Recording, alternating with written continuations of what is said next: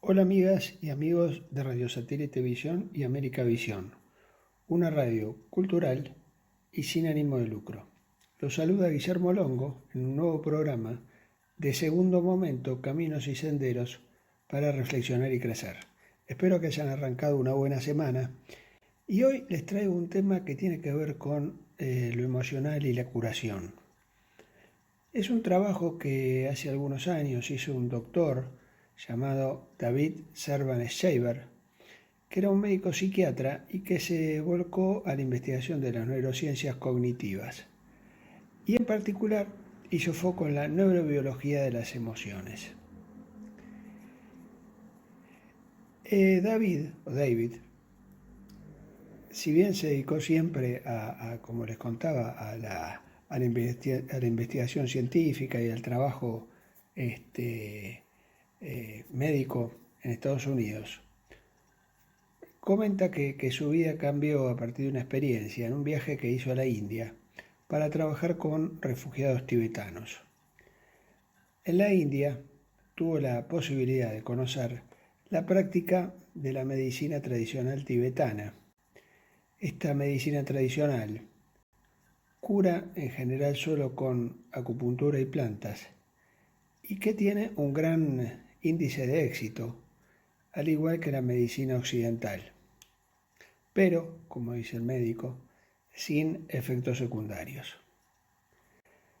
Así este médico empezó a abrir su mente a otras formas de curar y en un momento presentó un libro que llamó Siete formas de curar, basadas en la capacidad humana de la autocuración. Y digamos, estas investigaciones que hizo este médico fueron sometidas a rigurosas evaluaciones científicas. Si bien, como dice el doctor, no forman parte de del cuerpo de la medicina occidental, ya que no se comprenden bien algunos beneficios, sí podemos hablar de que de alguna manera estamos por ahí desde hace unos años, ante una nueva medicina, que es, yo la asocio con el poder de las emociones. Según dice el doctor, esta nueva medicina, por así decirlo, se estudia en diversas universidades, donde se intenta aliviar la depresión, la ansiedad y el estrés mediante una combinación de métodos que suelen utilizar el cuerpo en lugar del lenguaje. Vamos a ver un poco los orígenes o el basamento de para este médico en sus estudios de esta nueva medicina. Asocia al Antonio Damasio, que fue un médico estadounidense, que, digamos, de alguna manera inicia una explicación neurológica en relación con la tensión constante entre el cerebro primitivo y el racional, que todos los seres humanos tenemos. Para Antonio Damasio, la vida psíquica es el resultado de un esfuerzo permanente de simbiosis entre estos dos cerebros, el cerebro primitivo, nuevamente les repito, y el cerebro racional. El cerebro, llamémosle primitivo, es lo que todos o muchos conocemos como el cerebro límbico o emocional. Este cerebro es el que controla nuestras emociones y todo el equilibrio fisiológico, nuestro ritmo cardíaco, nuestra respiración, el apetito, el sueño, nuestras hormonas y el sistema inmunitario. Este cerebro está conectado directamente al cuerpo, más que el cerebro cognitivo, y por eso es más fácil acceder a las emociones, llamémosle a través del cuerpo, que a través de la palabra. O sea, el cerebro límbico, que es el que maneja nuestra parte emocional, al estar conectado con el cuerpo, digamos, facilita el trabajo con las emociones. Mientras que el cerebro más racional, el cerebro que llamamos cortical o neocórtex o cognitivo, controla el pensamiento y el lenguaje. Es la zona de nuestra razón. Allí radica nuestra atención, la concentración, la inhibición de impulsos e instintos, las relaciones sociales. Es fundamental también en el desarrollo de la humanidad.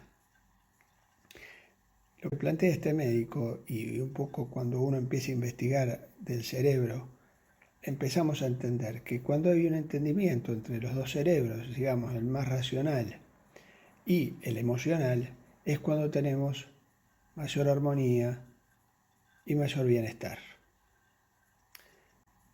Pero, ante una situación de estrés emocional, el cerebro emocional, el cerebro límbico, como decíamos, desconecta al cognitivo. Y muchas veces el sujeto es incapaz de pensar. Imagínense cuando uno se enoja, lo que se dice en algunos libros es el rapto de la amígdala.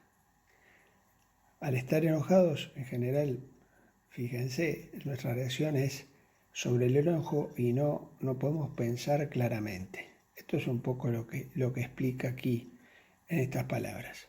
El cerebro límbico toma el control de todas las funciones del cuerpo y las funciones cognitivas son anuladas por la subida, por el incremento de la adrenalina. En este caso el sujeto no puede pensar. Es lo que nos pasa, por ejemplo, cuando tenemos un gran temor, muchas veces cuando tenemos un gran miedo o cuando estamos muy enojados o si tenemos un ataque de pánico. En este caso, como el cuerpo es el principal campo de acción del cerebro emocional, este callejón sin salida se traduce también en problemas físicos. A partir del mayor estrés, de los mayores nervios, de los mayores miedos, eso nos impacta en el cuerpo y el cuerpo lo sufre. Los síntomas de este sufrimiento son las clásicas enfermedades del estrés, fatiga, hipertensión, resfríos que nos podemos agarrar, trastornos intestinales o trastornos o enfermedades de la piel, etc. Vivir en armonía entre ambos cerebros es el ideal para una vida sana. Aquí aparece lo que llamamos la inteligencia emocional, equilibrando el cerebro cortical o el cerebro de la razón y el límbico. Y un indicador de que la cosa funciona, por ejemplo, para este médico, es la sonrisa. Pero cuando hablamos de sonrisa, es la verdadera sonrisa, la que se acompaña realmente con los ojos. ¿Por qué? Para que los músculos que rodean a los ojos se contraigan, la orden debe surgir del cerebro emocional. Y por eso siempre se dice que los ojos nunca engañan. Si son activados por el cerebro emocional es una cosa y si son activados por el cerebro racional, llamémosle para poner la diferencia, es otra. Contrariamente a lo que ocurre con el coeficiente de inteligencia, este no aumenta con el paso de los años. En vez, la inteligencia emocional sí puede cultivarse y nunca, como dice el médico, es demasiado tarde para practicarla y aumentarla. O sea, nuestro coeficiente de inteligencia que todos tenemos tiene que ver con nuestra capacidad de razonamiento. Ese, en general, es el que tenemos.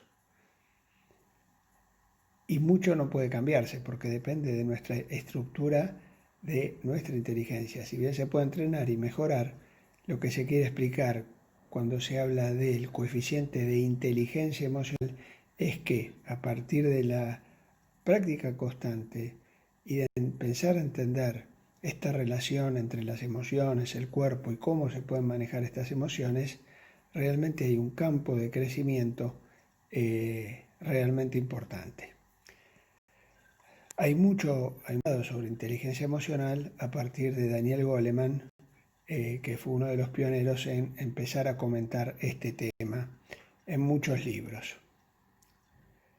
Una de las cosas que trae este médico, volviendo a este libro, esta forma de curar, habla de optimizar el ritmo cardíaco y resistir el estrés para controlar la ansiedad y maximizar la energía vital. Esta sería una de las primeras claves para el desarrollo y el sostenimiento de la inteligencia emocional.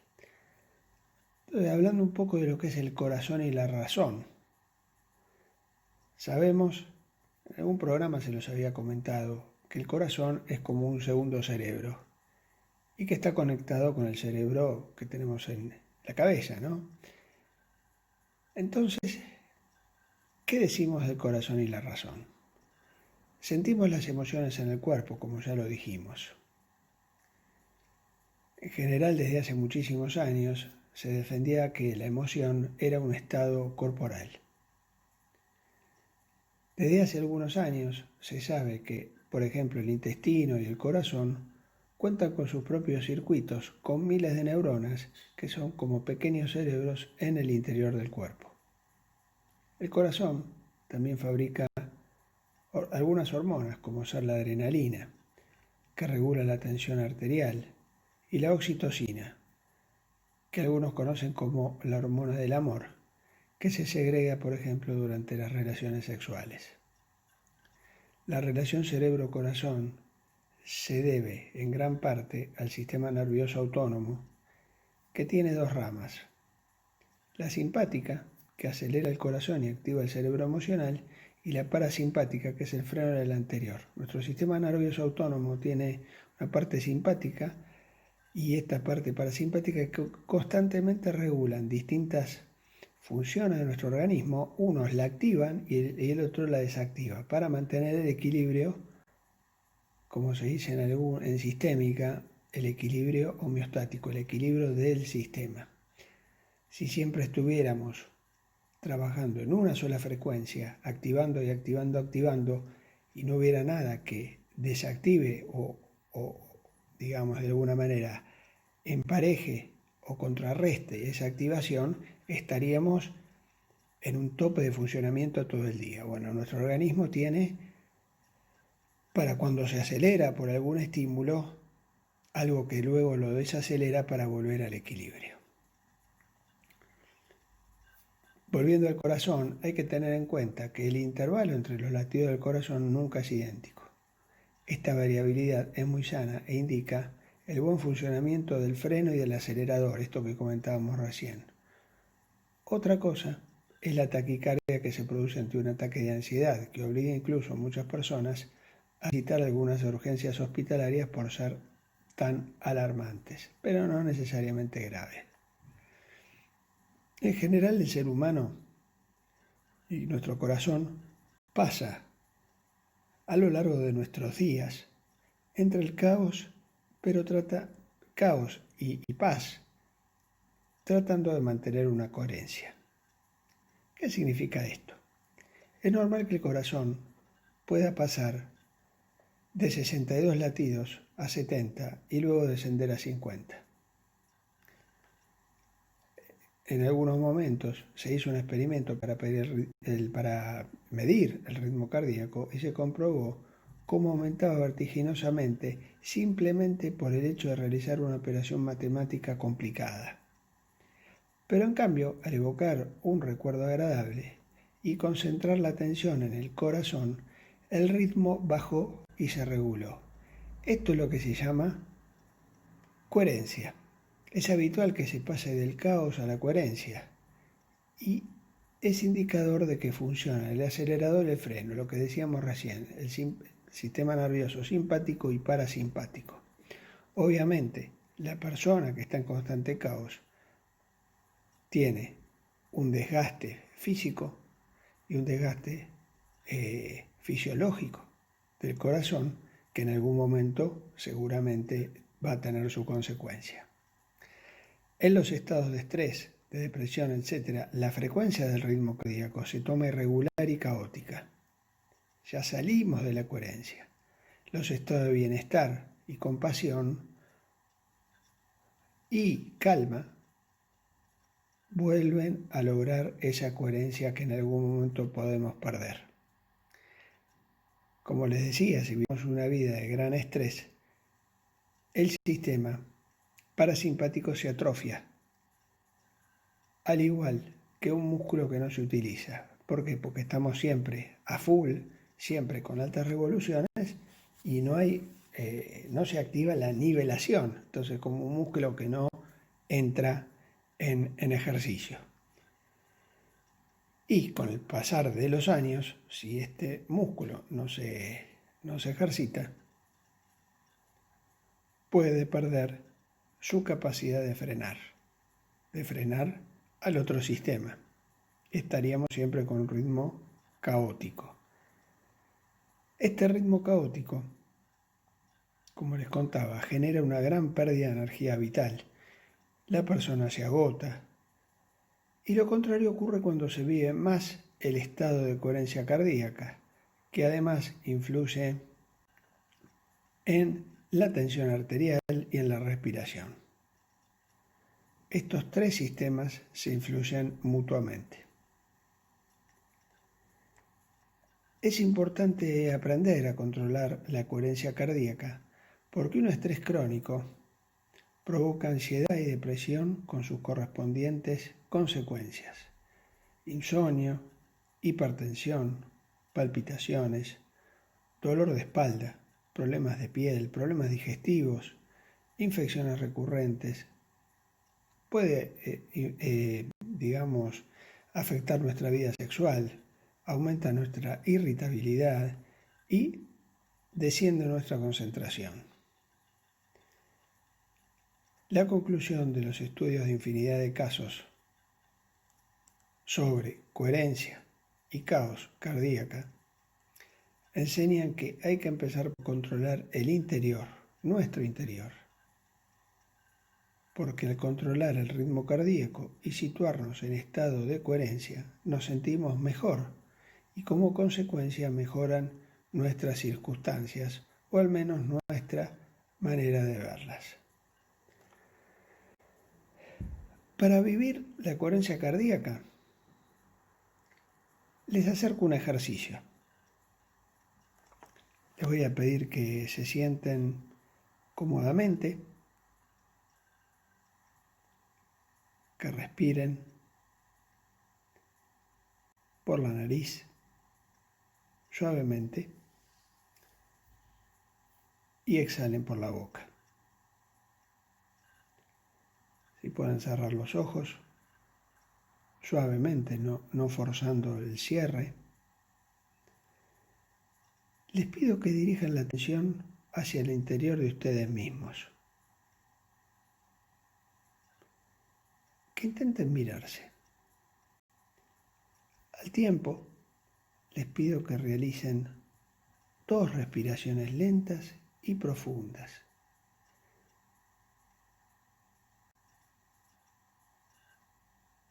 Ahora los invito a concentrar su atención en su corazón e imaginar que se respira lento y profundo a través de su corazón.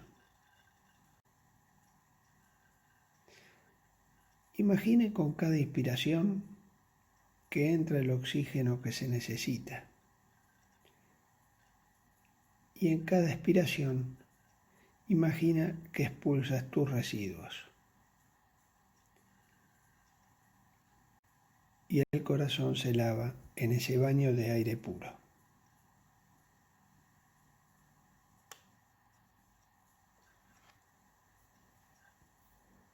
Intenta conectarte a la sensación de calor o de expansión que se desarrolla en tu pecho y acompáñala con pensamiento agradable y con la respiración. El corazón es muy sensible a los sentimientos de amor y gratitud interna. Cuando la sonrisa acude dulcemente a los labios, como si naciese en el pecho, es una señal de que se ha establecido la coherencia. Ahora te pido que vuelvas a respirar, te concentres en tu respiración y suavemente vuelvas a abrir los ojos. Espero que esta pequeña concentración y pensamiento sobre nosotros mismos te haya gustado. Simplemente decir que el simple hecho de evocar una emoción positiva relacionada con un recuerdo o incluso con una escena imaginaria induce rápidamente a transicionar la frecuencia cardíaca hacia una fase de coherencia, hacia una fase de tranquilidad, esto que decíamos, del caos a la coherencia. Este médico ha desarrollado un programa informático que de alguna manera medía la frecuencia cardíaca y que muestra este pasaje y que se ha podido observar que la coherencia cardíaca afecta directamente al cerebro, facilitando operaciones mentales y respuestas más acertadas. Comenta este doctor que en Londres se hizo un estudio con 6.000 ejecutivos de grandes empresas a los que se formó en control de coherencia cardíaca. Al mes se observó que la tensión arterial había bajado como si hubieran perdido 10 kilos.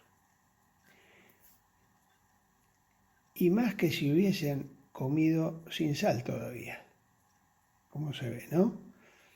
Se observó una clara mejora hormonal con mayor tasa de hormonas de la juventud y que el cortisol, que es un poco la hormona del estrés, había bajado un 23%.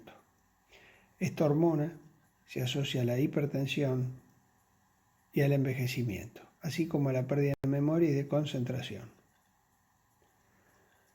Otro experimento también sobre la gente con coherencia cardíaca demostró que el sistema inmunitario,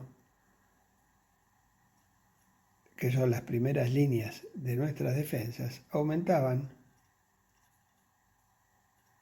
ante un recuerdo agradable y que disminuían durante 6 horas ante recuerdos desagradables.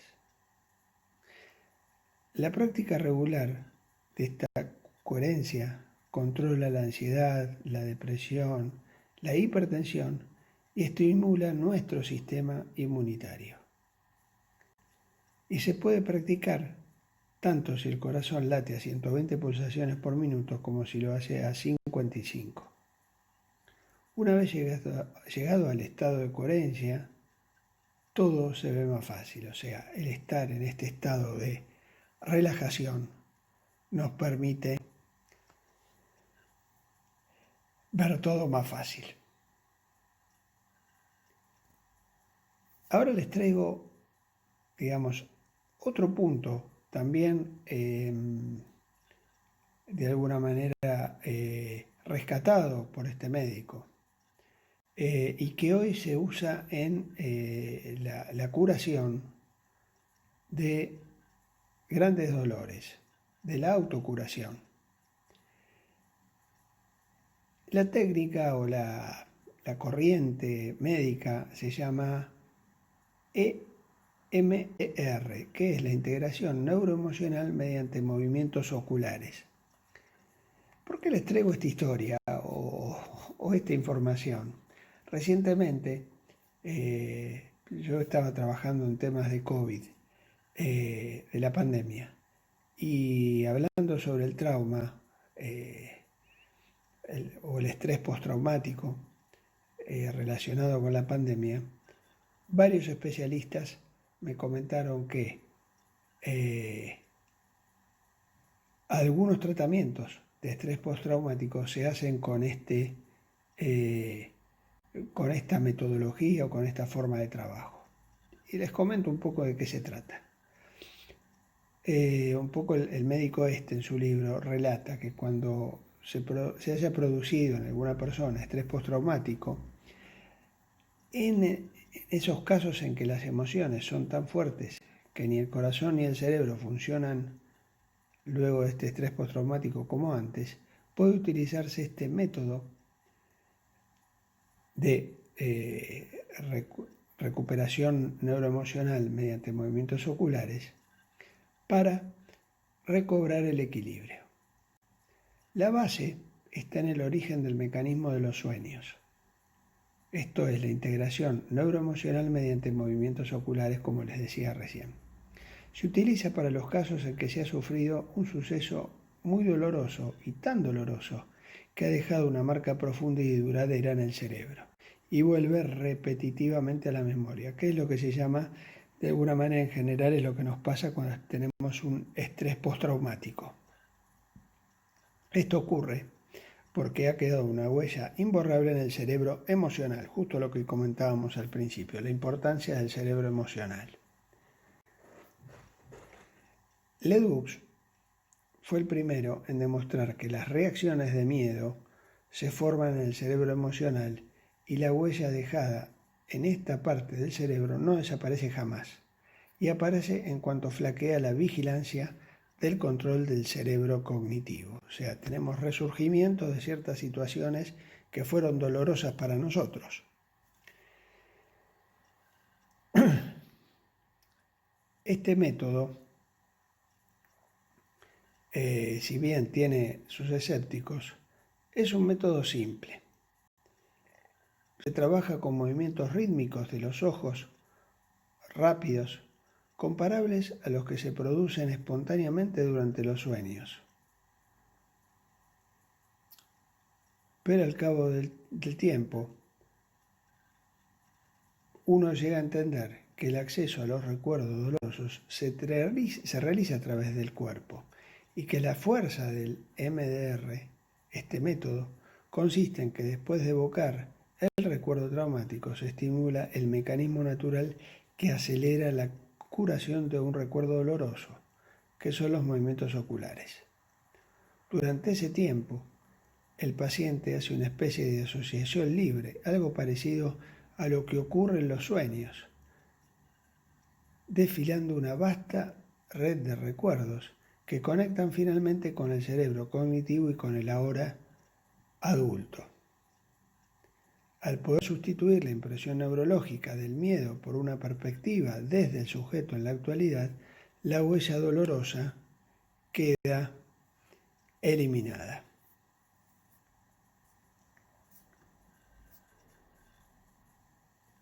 Bueno, este método, si bien tiene una efectividad, existe resistencia de los profesionales de la salud por emplearlo. ¿Por qué? Porque no se acaba de comprender el mecanismo responsable de la eficacia. Para este médico, esto ocurre como tantas veces ha ocurrido a lo largo de la historia. De todas formas, sí se ha reconocido por la American Psychological Association que el método EMDR es eficaz en el tratamiento del estrés postraumático. Esto después de que sí se ha demostrado que los movimientos oculares desempeñan un importante papel en la reorganización de los recuerdos del cerebro, que provocan una especial estimulación sensorial y que refuerzan la actividad del sistema nervioso parasimpático. Pero el cerebro emocional no está únicamente sometido a las variaciones del corazón y a la influencia del dormir y los sueños. También es importante el ritmo y alternancia del día y la noche, como ocurre con el ciclo menstrual cuya periodicidad es lunar. Estos últimos métodos son más eficientes en tratamiento de síntomas que no hunden sus raíces en acontecimientos traumáticos del pasado. Bueno, poco terminando ya, les traje dos técnicas relacionadas con las emociones y cómo, digamos, en la visión de este médico, cómo se puede trabajar con el cuerpo y las emociones para recuperar ciertos estados de tranquilidad o salir de ciertos traumas que podemos tener a partir de estas dos técnicas. Una vez más, para mí lo importante es, yo no soy médico, esto es información de investigación médica lo que les traigo. Obviamente, antes de iniciar cualquier tratamiento específico, obviamente lo tienen que ver con un médico, pero sí me pareció relevante cómo se pueden la importancia de las emociones y cómo podemos trabajar y trabajarnos para apuntar a tener momentos de relajación, de paz, y la importancia de hacer que nuestros sistemas simpático y parasimpático, nuestro cerebro límbico, esté en ciertas partes del día relajado y reducir, tratando de que cada uno reduzca el estrés.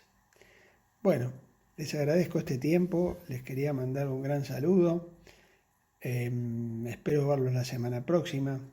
Por cualquier consulta, nuestro correo, como siempre, es segundomomentoradio@gmail.com. Estaremos encantados de responder sus consultas o sus inquietudes. Les agradecemos este espacio, este tiempo y quedamos en contacto. Muy buena semana y nos vemos en breve. Chao.